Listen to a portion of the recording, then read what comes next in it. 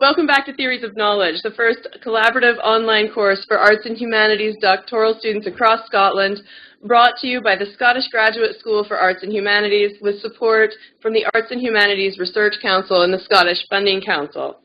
Theories of Knowledge examines the ways in which philosophers and critical theorists have influenced and indeed continue to animate how we understand knowledge production within arts and humanities fields. The 10-week series is delivered live and online by leading researchers from the member institutions of the Scottish Graduate School. This evening, Dr. Stephen Greer will deliver the 5th lecture in our series, Performance and Performativity. Dr. Greer is lecturer in theatre practices at the University of Glasgow. He received his PhD from the University of Edinburgh and taught from 2008 to 2013 at Aberystwyth University. Dr. Greer's research and teaching are focused on the intersection of contemporary performance practices, cultural politics, and queer theory. He also writes about identity, interaction, and play in new media performance, including video games, which I'm excited to hear about, perhaps. He is author of Contemporary British Queer Performance, out from Palgrave in 2012, which offers a materialist genealogy of recent queer performance and argues for the significance of collaborative practices and non-traditional venues. Since 1999, he has regularly performed in and produced shows at the Edinburgh Fringe Festival, most frequently as live producer and fixer for sketch comedy and theatre group The Penny Dreadfuls. He is currently developing a critical monograph on the cultural politics of solo performance. Today, Dr. Greer will unpack some of the more challenging and provocative claims surrounding the notion of performativity, arguing for its continuing usefulness as a mode of critical practice. If gender is, as Judith Butler puts it, a practice of improvisation within a scene of constraint, how might performance, on and off the stage, elaborate and challenge gender's possible terms? A quick note, as always, for those of you attending remotely this evening, we will take live questions and comments from our online forum following the lecture. Please log in to knowtheory.org, that's knowtheory.org, and navigate to the Performance and Performativity post in the discussion page. Without further ado, Dr. Greer, welcome. Thank you. Okay, hello. Thank you very much for that introduction. What I'm going to try to do today is pull apart some of the connections and maybe distinctions between performance and performativity, and offer performativity as a kind of critical strategy for thinking about performance, but also our kind of culture at large. Though the title of this lecture is Performance and Performativity, I kind of came back to it today and realized the missing word there is gender. Clearly the work of Judith Butler is today's focus, so much of today's lecture is really about the particular quality of performance that constitutes the performativity of gender. In any case, what I'm going to do is start with some working definitions of performativity. These are going to be ambitious, broad-sounding, impossibly large definitions, which I'm then going to try and explain, elaborate, and probably contradict over the rest of the hour. So, if performance presumes the existence of an actor, performativity disputes the idea that there's an actor there at all, other than the actor created by the very act of acting. Performativity describes a process by which the given becomes given, that is, how we understand what is unremarkable, normal, and natural to be established.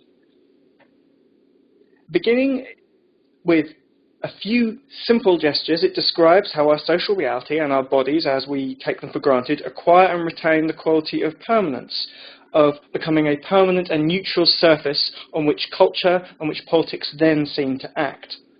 It describes a process by which some bodies get produced as real and others are considered to be unreal or less than human or aberrant and less deserving of protection. It describes the fierce constraints that we encounter every day in the negotiation and maybe kind of public expression of our identities and the bodies we live in. At the same time, it describes the possibilities for improvisatory agency, which takes place even within that same structure of subjection. So though Butler argues that gender is this kind of mechanism of constraint, it constitutes a set of norms that we have to live within that define us as being normal or abnormal, it also describes this kind of locus, this territory of creative and productive activity. So that while gender performativity is inevitable, gender identity is something more open-ended and carries with it the seed of something which is open and incomplete. And it's this openness, this orientation on a horizon of possibility, which I think places Butler's work within the ongoing project of queer theory and queer theories and queer studies. So, in trying to explain some of those grand claims, I'm going to draw some ideas from 3 of Butler's major works. So, Gender Trouble, Bodies That Matter, and Undoing Gender. Now, Butler's work on performativity extends far beyond these texts. And I think has continued to develop in conversation with a number of different critics, some of whose work I'll address during today. Before turning to Butler, I want to spend a few moments, though, talking about the work of the language philosopher J.L. Austin. Now, J.L. Austin's work, I think, gives us a really useful structure for thinking about Butler's work. Austin isn't directly addressed in that first book, Bodies in Gender Trouble, although it does become a kind of explicit part of the debate in Butler's later work. I think it gives us a really useful place to think about her work and gives us some kind of conceptual ideas that we can then take forward. So Austin's analysis is first offered in a series of lectures at Harvard in the mid-1950s and later published as a book, How to Do Things with Words, which I think is a beautiful title for a book which everyone since then has been trying to match. It offers a distinction between 2 different kinds of language, and this is where it starts. So we have 2 kinds of language. The first is constative and the second is performative. So constative language is language which involves some kind of truth statement. So constative statements are either true or false, so we can come to some kind of collective agreement about whether they are true or false. So if I say today the sky is blue, we could go to the window, we could go outside and have a look and say yes, we have come to the agreement, yes, it is Glasgow, and yes, the sky is blue, though that seems unlikely. The second kind is performatives, and these are statements in which speaking is or is part of the doing of an action. So it doesn't just describe reality or describe an action or an aspect of an action. The speech is the action or is part of the action itself. So Austin's phrasing is kind of deceptively simple. He says, the issuing of the utterance is the performing of an action. The issuing of an utterance is the performing of an action. So the most frequently cited example of this, and it's the one that Austin begins with, is the utterance "I do" in the context of a wedding ceremony. So it's speech which is an action. It's speech which makes the person who utters it into a married person. Yeah, it doesn't describe the fact that they are married. It enacts the marriage contract. Now, one of the first kind of consequences of this distinction that Austin starts to pull out is that performatives might not be subject to truth claims in the same way as constative statements, because the situation at hand is the performative statement itself. In any case, Austin tries to set out a number of conditions for performative speech. So these are conditions which will let you know or kind of guide whether the speech is successful, whether it achieves its action. In Austin's parlance, he talks to them about being happy or felicitous speech acts. So he says that performatives, to start with, rely on conventional procedures. So it's an established procedure that is known in advance, which is then performed by people in circumstances that are appropriate to that procedure. The procedure then has to be kind of taken and carried out by all of the participants correctly and completely, so you can't just leave bits out. And when that procedure is designed for a purpose which is about having true thoughts or feelings and expressing them, then the people involved actually do need to have those true thoughts and feelings. So that kind of rules out sarcasm in the event of a wedding. So, again, go back to the wedding ceremony. So the person saying, I do, only gets to become a married person if they say the phrase at the right moment during the ceremony. They can't just blurt it out. They have to wait until it's their turn. They need to say it in front of a person who's also legally entitled to be married to them. They need to be a person who is of the right gender for that jurisdiction, the right age. They need to be judged of the right mental state. They are in charge of their faculties and are capable of giving consent to marriage. And then the whole thing has to be witnessed. Someone has to write down that they've seen it. Those forms have to be witnessed again in the presence of other people, and that all has to be filed with an authority. It's incredibly romantic when you think about it. So, really specific, highly contingent, contextual rules which apply to the Speech Act. of the Performative Speech Act. Now, but as kind of Austens' lectures continues, he starts to blur the distinction between the constative and the performative. And as James Loxley notes, who's got a really beautiful book on performativity, he starts to draw attention to statements whose constative truth involves performative felicity, and statements whose performative felicity seems to involve some aspect of constative truth. So the lines become muddied, become blurred. And he starts to make some other distinctions, and he comes up with a slightly more complex framework. He talks about locution as the kind of semantic contents of speech, and then he has two other dimensions, the illocutionary and the perlocutionary. So very, very briefly, the illocutionary dimension of speech describes the act that is attempted or accomplished, and the perlocutionary dimension is the effect produced by saying something. So it's the kind of consequences or effects of speech. Now, my focus today is primarily Butler, so I'm not going to go much further into Austens' theory, but I do want to kind of highlight two aspects of his thinking that I've just kind of tried to suggest, which seem particularly helpful to us when we approach Butler's work. So the first is this recognition that performative speech is highly contingent and circumstantial, constrained in advance by the intelligibility of the ritual ceremonies on which they depend and in which they invoke. Yeah? Marriage works because we know what a marriage ceremony is supposed to look like. Yeah? The rules of it have been set down for us, literally in the case of marriage, as a legal contract. Second, and this is maybe more consequential, performative utterances are kind of exposed trouble because they are conventional. Loxley says they are ritual ceremonial performances which invoke characteristics which do not belong to them alone. So speech is always haunted by this possibility of failure. Not only that speech might misfire and not acquire its intended effect, but it might bring with it other unexpected plural effects. You might do more than you meant to do with a moment of speech, because speech is continually citational. It always involves and invokes words other than the ones you have said. So one of the areas of my research has been concerned with the emergence of, I guess, a consciously identified gay and lesbian theatre in the UK in the early 1970s, and thinking about its relationship to a nascent gay rights movement in the UK. And in that body of work, there's this repeated emphasis on the importance of coming out as a kind of individual and a collective act of determination. This is something that you have a responsibility to do for yourself as a gay person, and that the community collectively has a responsibility to do. I think one of the ways I've been approaching this, the examples of this, both in performance and in activism, is to see how the status of coming out seems to register as both a constative claim, this is a truth about my sexuality I'm revealing, but also a performative claim which asserts and establishes the gay or lesbian or bisexual person as a kind of socially intelligible figure. There's a play by a company called Gay Sweatshop, it's kind of the UK's first gay and lesbian theatre company, a play called Mr. X, and the play's titular character, Mr. X, is presented as this figure who has no interest and no need for gay liberation, but towards the end of the play he has this transformational moment and decides to come out. And he steps towards the front of the stage and delivers this speech, but in that moment the theatrical event slides into something else, because the actor playing the part at that moment gives his own name and address. So you have this collision of the theatrical event of coming out being secured or underwritten by the presence of a real-world biography and a real-world body presenting and confirming this language. And I'm interested in there how one seems to speak to the other. Does the body authorize the speech, or does the speech perform the body that we see before us? So in any case, I think we really want to attend to something like coming out as a really troublesome and highly contextual kind of speech, which is always laced with the possibility of failure, even though it's emphasized as a necessary act which produces and stabilizes a gay community.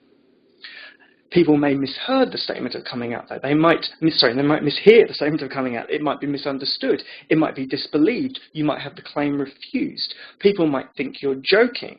You might come out without intending to. Coming out also extends beyond the simple contents of speech.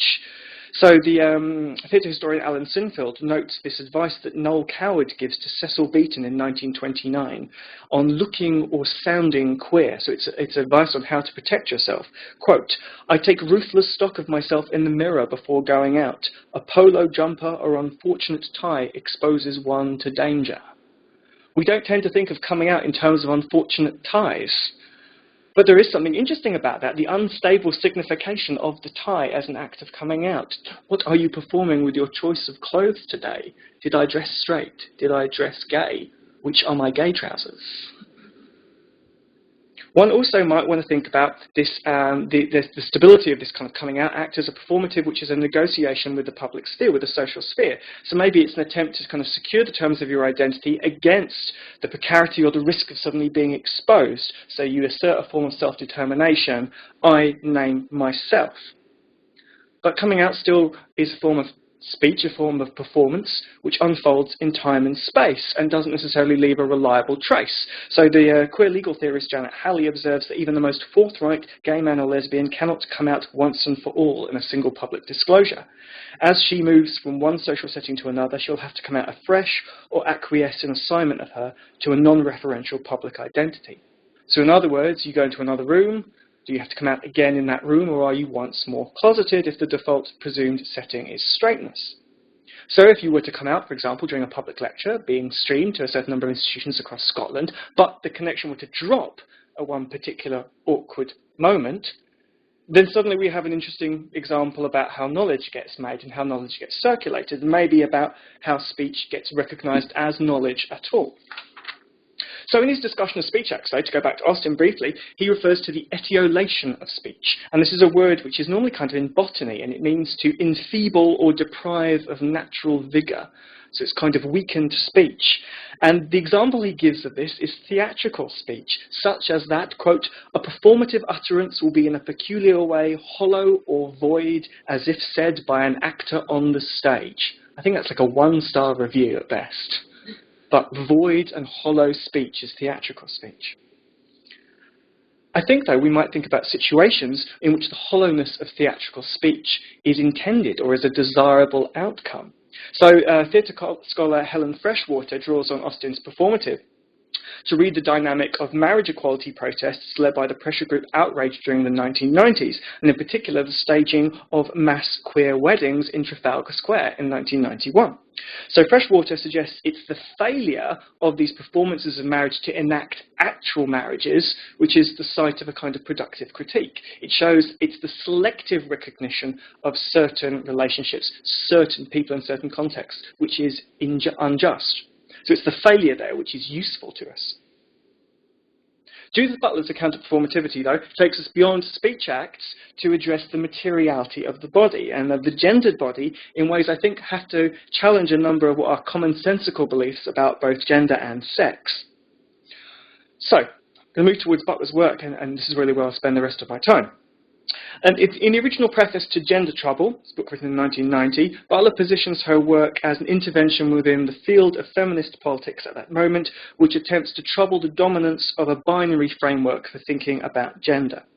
In the preface to the kind of expanded 1999 edition, Butler clarifies, the work is intended to criticise what she perceived at the time as a pervasive heterosexual assumption in feminist literary theory, that restricted the meaning of gender to received notions of masculinity and femininity. I think at the heart of Butler's writing is a kind of ethical project, one which is central to much of the field of queer scholarly inquiry, one which attempts to expand the range of lives which are livable and qualify as fully human. In Butler's case, it's to do with shifting a sense of gender from being proscriptive to being descriptive of possibility.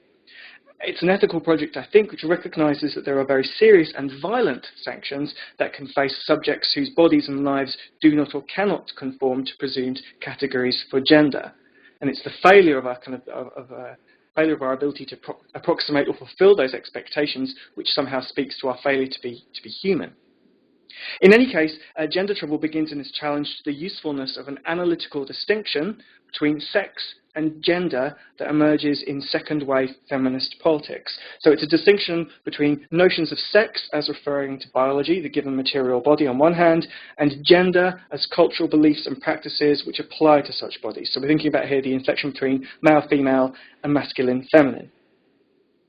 So this thinking is part, I think, of a broad kind of feminist interrogation of women's lives, but also more broadly of gender essentialism. So the idea that there are kind of fixed categories of gender, and then there are fixed characteristics which are defined as being like women's essence or men's essence, and then those qualities are common by all such people who fall into those categories. So we have these really fixed, permanent characteristics and social functions which are organized in a kind of binary relationship, such as the definition of being a woman is that you are not a man, and the definition of being a man is that you are not a woman. Yeah, this binary opposition. So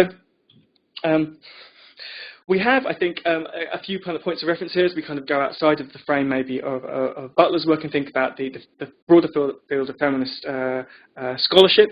Though the person who Butler engages with directly is Kristeva, I think is Julia Kristeva. I think a lot of the thinking that she is drawing on comes, well, people like the work of Helen Sixou. So her work offers this kind of critique of opposition, particularly of the opposition of man and woman, and she kind of places that opposition in the context of a larger series of, I guess, associations, kind of patriarchal hierarchies of values, and she provides this analysis where she kind of says the feminine side is always figured as being negative and weaker, the kind of less powerful instance.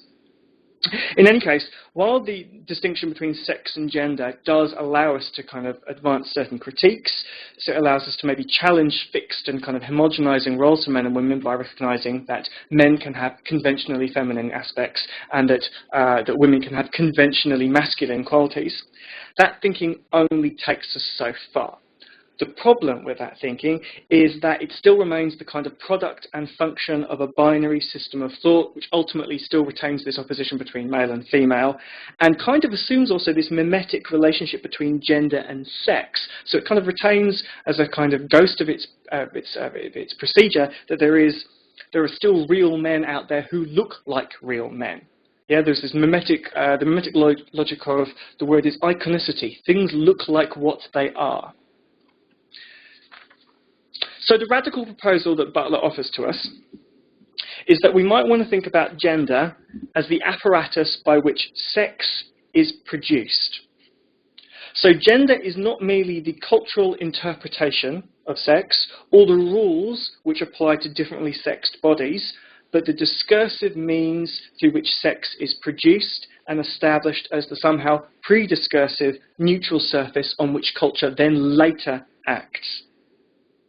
So accordingly, Butler's argument is that our acts, our gestures and desires produce the effect of an internal core of substance which we then take to be sex, which we then recognize as sex. Such acts, gestures, enactments, generally construed, writes Butler, are performative in the sense that the essence or identity of what they purport to express are fabrications manufactured and sustained through corporeal signs and other discursive means. So not only is sex always already gender, but the gender itself has no ontological status, no status as a subject, apart from the acts that compose it. Okay, now I just jumped through a huge number of claims there, so let's take a second to walk back through some of them. The first claim is the idea that we have no natural body which exists before culture and discourse. The idea is that we can only know sex through gender, and although we become our genders, there is no place which is somehow outside of gender which precedes this becoming. Sex is always already gender because our understanding of sex is always constructed through discourse. It's always constructed through culture. So even if we concede there is some quality of the material body that we think we can refer to without reference to cultural construction, let's say chromosomes, Butler observes that such a concession nonetheless takes place through discourse and is formative of the very thing that it concedes. We might think of a parallel line of argument. It's slightly different, but it's helpful. It's been helpful to me. It goes something like this. Even though we might look down a microscope and observe some kind of distinct difference between two different kinds of cells, we come to an agreement as a laboratory that there are differences between those cells. As soon as we try and apply meaning to that difference and start to invent policies about what such difference should cause us to do as a culture, suddenly we're back into the realm of discourse again.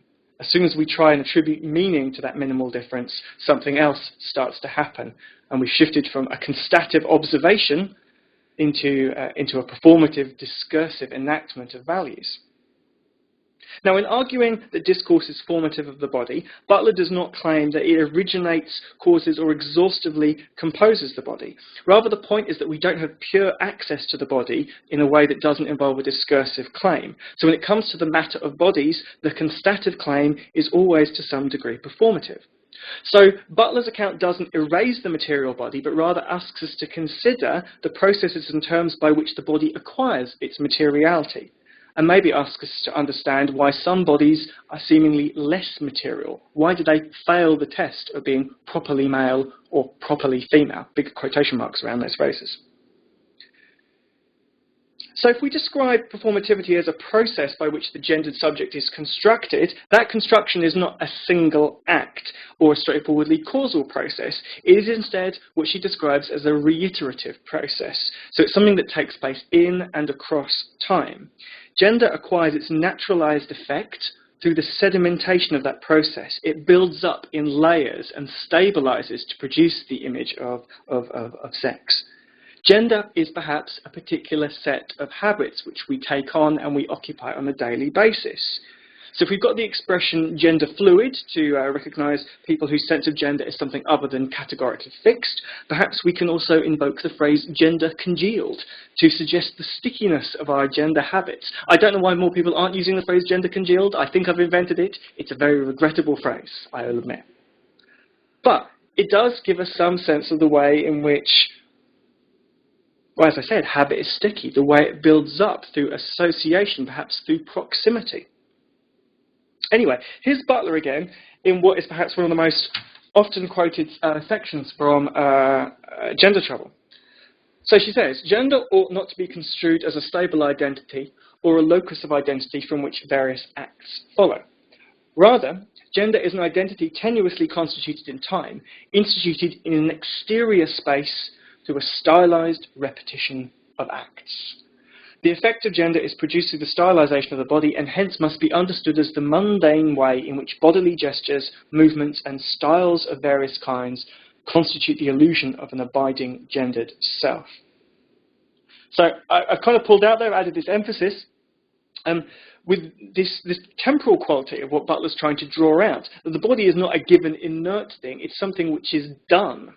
The gendered body is a practice constituted in time, the repetition of acts, and in particular, the stylized repetition of acts. I'll come back to the question of gender and style in a moment.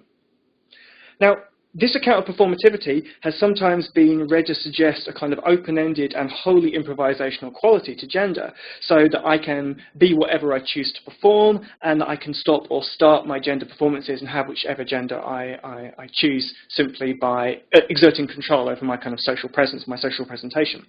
So Elspeth Probyn, for example, has noted that such celebration and appropriation of Butler's work has concluded that we can have whatever type of gender that we want, and there are as many different genders as there are people. Now, Butler has kind of responded to this really optimistic, but slightly, I think, misleading account of her work on a number of different occasions. And her argument is that performativity consists in a reiteration of norms which precede, constrain, and exceed the performer, in the sense that, and in that sense, cannot be taken as the fabrication of the performer's will or choice.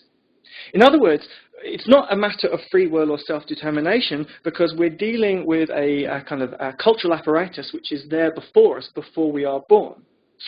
Sarah Sali offers some further clarity. She writes, Butler is not suggesting that the subject is free to choose which gender she or he is going to enact. The script, if you like, is always determined within this regulatory frame, and the subject has a limited number of costumes from which to make the constrained choice of gender style. I'm going to return to the question of agency in a moment, but for now it's helpful to recall our understanding of a performative utterance as having a ritual quality, as having a conventional quality which is known or is legible in advance of its utterance. So Butler's emphasis is placed on a stylized repetition of acts here and a stylization of the body.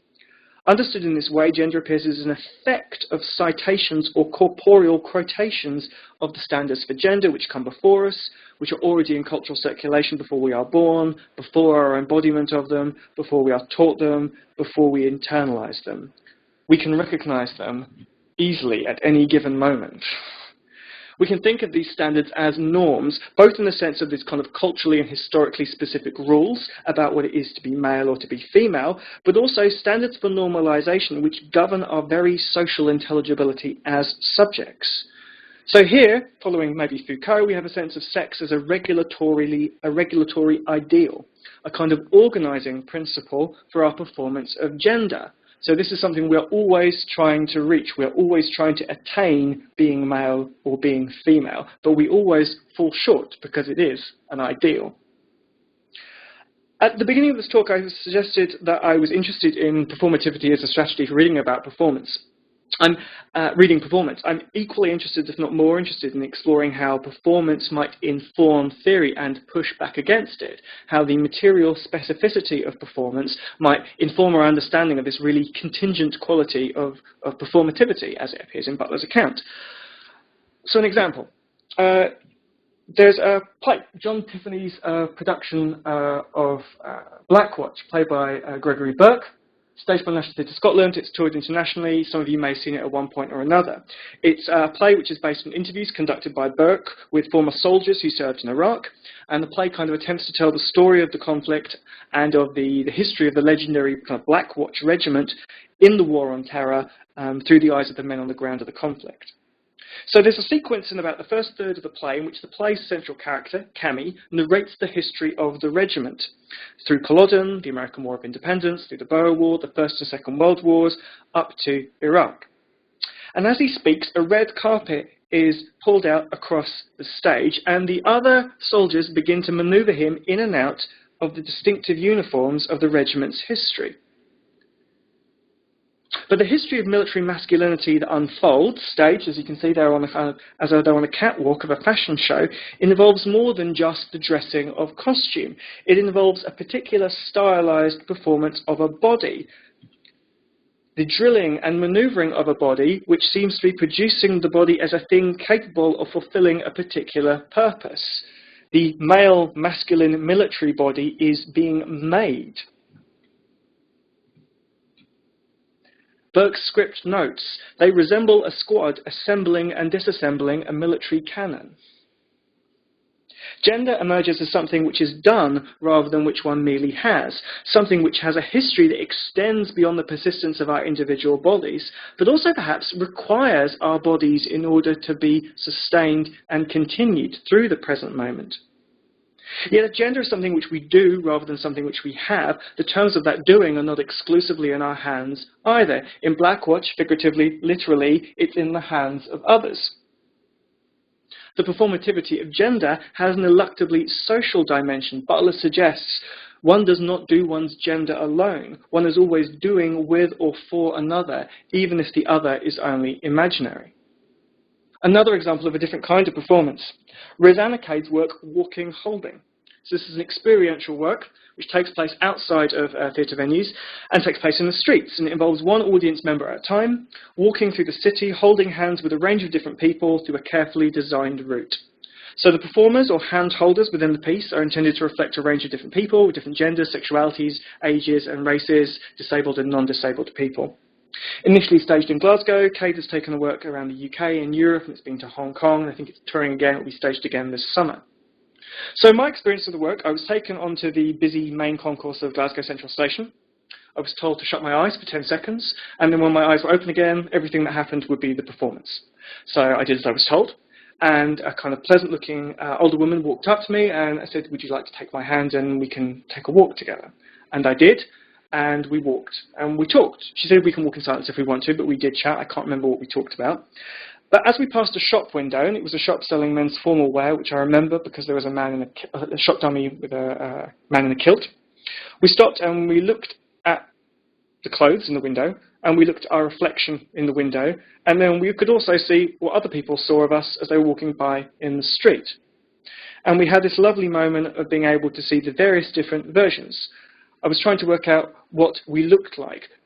How big enough was the gap between our ages? Did this look like friends? We were holding hands. Was this mother and son? Was this some other kind of relationship?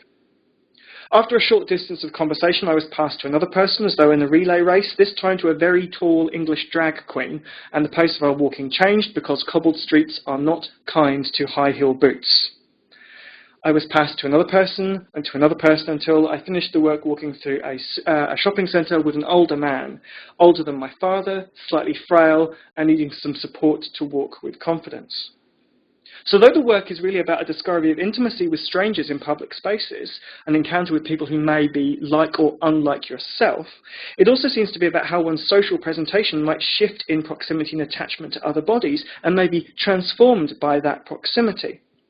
If nothing else, the experience drew my attention to the normally unmarked defaults of the otherwise everyday performance of my gendered self, and my ethnicity, and my sexuality, a labour which is largely invisible because it's so incorporated into the work of being Stephen.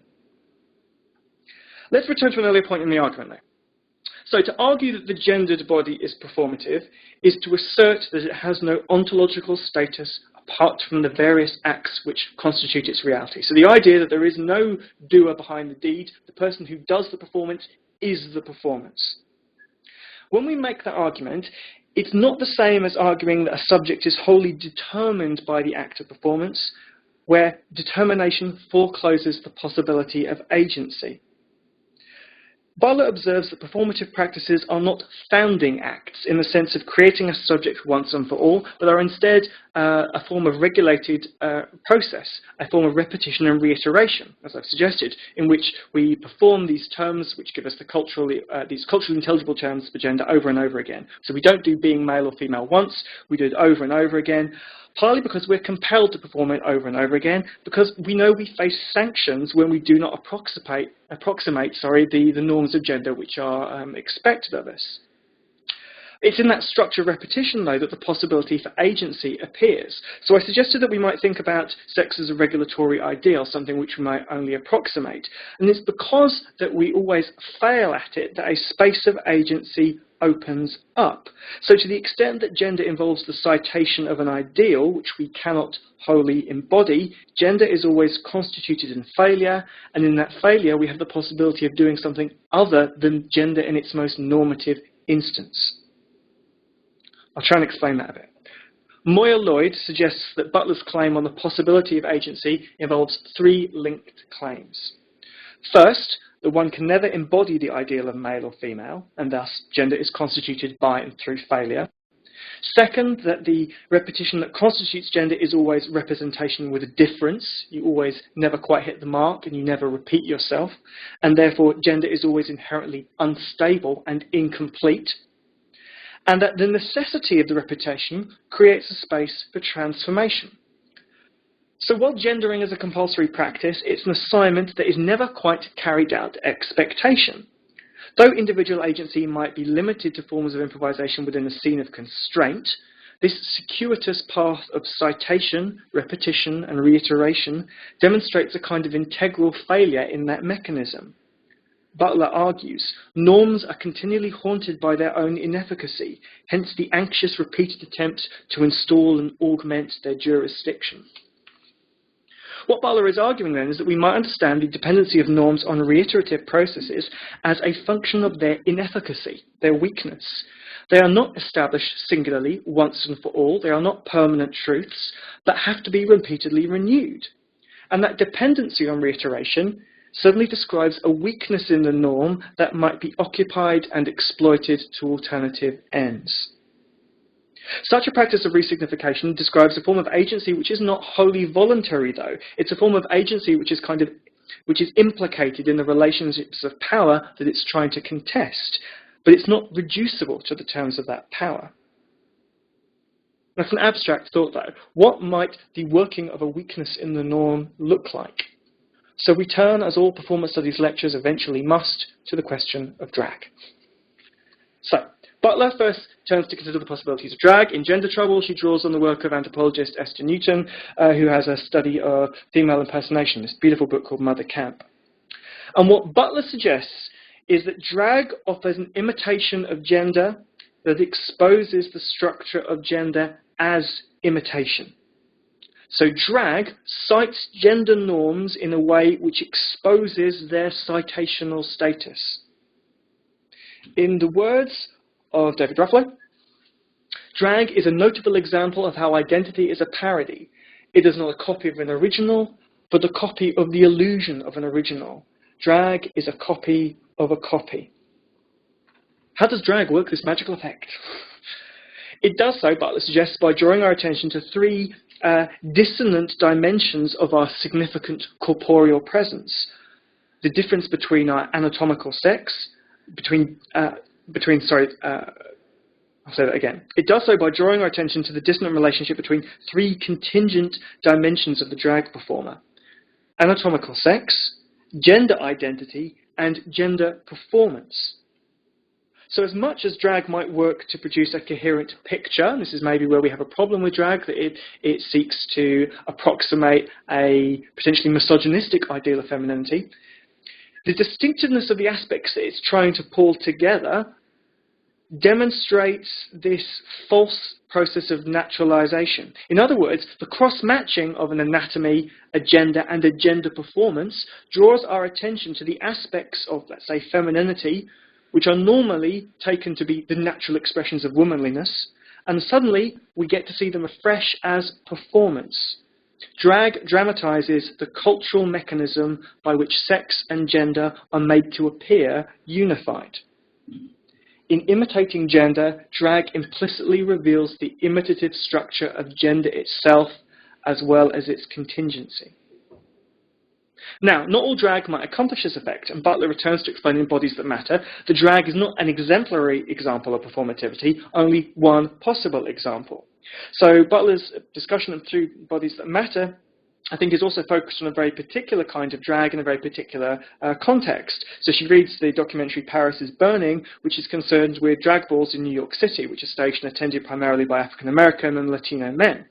And they are events in which realness, quote unquote, describes a successful production of a naturalized effect, an effect which requires the embodiment and realization of particular norms marked by race and class.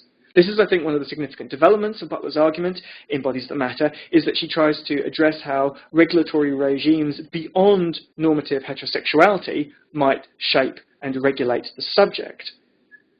In particular, she makes the argument that racial differences should not be somehow seen as subordinate to sexual differences. In this account, Butler makes plain that there is no necessary relationship between drag and subversion, observing that drag may well be used in the service of denaturalization, but it's also quite capable of re-idealizing hyperbolic heterosexual gender norms. Drag is more than capable of being misogynist and capable of being racist. Given that it participates in the circulation of the dominant images of our culture, maybe that should be no great surprise. Though all gender might be parodic in the sense of quoting, not all parody is subversive. Drag, then, is a form of performance which is capable of subversion to the extent that it reflects the mundane and everyday impersonations by which these ideal genders are performed, and the extent to which it undermines their power by virtue of exposing that process. So we might want to think of that exposure in terms of theatricalization.